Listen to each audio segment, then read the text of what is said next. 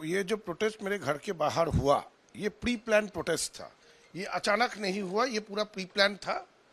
वो खुद इसको लीड करके यहाँ पे मेरे घर के नीचे प्रोटेस्ट की थी। और ये प्रोटेस्ट ही नहीं था, ये एक किस्म का हमला था। मैं यहाँ रहता हूँ, मेरी माँ, मेरा पिताजी, मेरा वाइफ, मेरी बच्ची जो क्लास 10 में पढ़ती है वो रहती है यहाँ पे। आप सोचिए तो, अगर उसका भी गर्मी का छुट्टी चल रहा है, स्कूल चालू होता है और स्कूल जाती, उसी वक्त स्कूल जाती है, क्या हालत में उसको गिरना पड़ता, क्या मानसिक परिस्थिति उसका होता, ये सोचना चाहिए। राजनीति राजनीति की जगह होना चाहिए।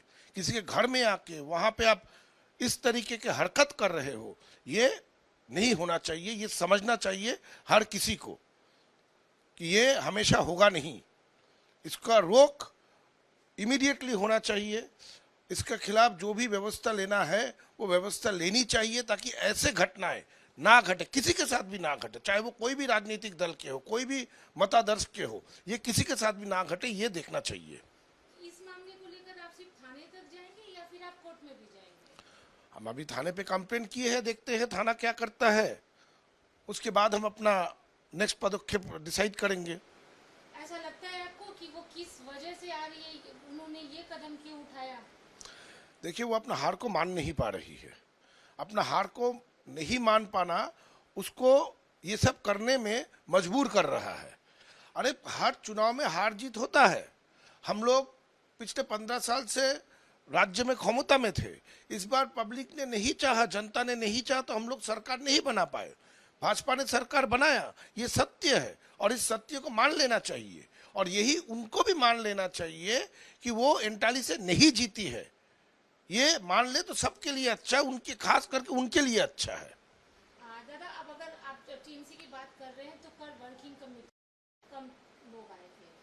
पार्टी का कहना है कि उन्होंने बुलाया ही कम लोगों को था, लेकिन ये भी सही है कि जितने कम लोग थे उतने कम लोग तो वर्किंग कमेटी में आते नहीं है, वहाँ पे भी सिलेक्शन एक अच्छा खासा होता है।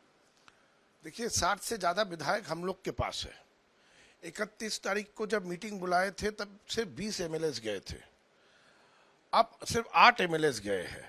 31 और 5, एक हफ्ता भी नहीं, उसी में 20 से घट के 8 हो गया। तो आप खुद ही समझ पा रहे हैं कि कौन से तरफ आने वाला समय जा रहा है, और आने वाले समय में क्या होने वाला है और क्या परिस्थिति खड़ा होगा, ये तो साफ जाहिर है।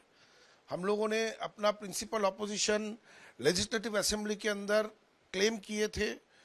2/3 मेजोरिटी से भी ज़्यादा विधायकों के सिग्नेचर लेके जो स्वीकृति हम लोग को मिल चुका है, तो हम लोग ही प्रिंसिपल ऑपोजिशन के तौर पे उधर फंक्शन करेंगे। इस पे तो दो रहा नहीं है, और उनके संख्या घटते रहेंगे। जैसे बोला जाता है, वो अभी जो उनका दावा हो रहा है कि वर्किंग कमेटी थी तो बहुत सिलेक्टिव लोगों को बुलाया गया था, लेकिन ये जो सिलेक्शन नंबर दिखाकर आपको नहीं लगता कि वो वाकई सिलेक्टिव से भी कम है? कुछ तो बहाना देना पड़ेगा। अब क्या बोलेंगे, विधायक लोग नहीं आ रहे हैं, सांसदगण नहीं आ रहे हैं, ये आप तो नहीं बोल सकते, कैसे बोलेंगे? अब कुछ तो दिखाना पड़ेगा। तो इसका रुख मोड़ दिया जाता है। पर्पस, आप कोई एक मकसद से बुलाते हो, एजेंडा कुछ होता है, लेकिन वो एजेंडा जब आप पूरा नहीं कर पाते हो तब आप उसका रुख घुमा के उसको एक दूसरा नाम दे देते हो। यही हो रहा है। अभी अगर हम लोग फिरहाद हकीम की बात करें, मेयर थे आपके साथ ही कॉर्पोरेशन में, कल उन्होंने रिजाइन दे दिया, ये कहते हुए कि जब मैं यूडीएमए मिनिस्टर था, मेयर था, तो बहुत ही आराम से काम करता था, दबंगई से काम करता था, अब मैं वो नहीं कर पा रहा हूँ, इसलिए इस्तीफा दे रहा हूँ। देखिए, अगर कोई काम नहीं कर पा रहे वो तो इस्तीफा देंगे ही। चेयर में ऐसे बैठ के रहने का तो कोई मतलब नहीं है। मेयर का काम तो कलकत्ता शहर में सबसे ज़्यादा है, और उनको काम करने के लिए ही मेयर बनाया गया था। अभी अगर वो बोल रहे हैं कि वो काम नहीं कर सक रहे हैं, तो मैं उनका ये डिसीजन को सचमुच कंग्रेचुलेट करता हूँ कि वो पद में बैठ के रहने के लिए, उस चेयर में बैठ के रहने के लिए नहीं बैठे रहे, एक सिद्धांत लेके रिजाइन करके निकल गए। तो अभी तो वोट भंग हो गया, तो वो जो अगले चुनाव तक कैसे काम होगा? वोट भंग, हाँ, एमआईसी, मेयर अगर रिजाइन करता है तो एमआईसी भी मतलब वोट भंग हो जाता है, पूरा मेयर इन काउंसिल का। लेकिन काउंसिलर्स है, अब काउंसिलर्स अपने अपने जगह पे काम करेंगे, और बाकी उसके बाद क्या होगा ये तो समय बताएगा, क्योंकि अभी इस पे कुछ क्लियर नहीं है कि इस सिचुएशन में वोट का क्या स्टेटस रहेगा आने वाले समय में।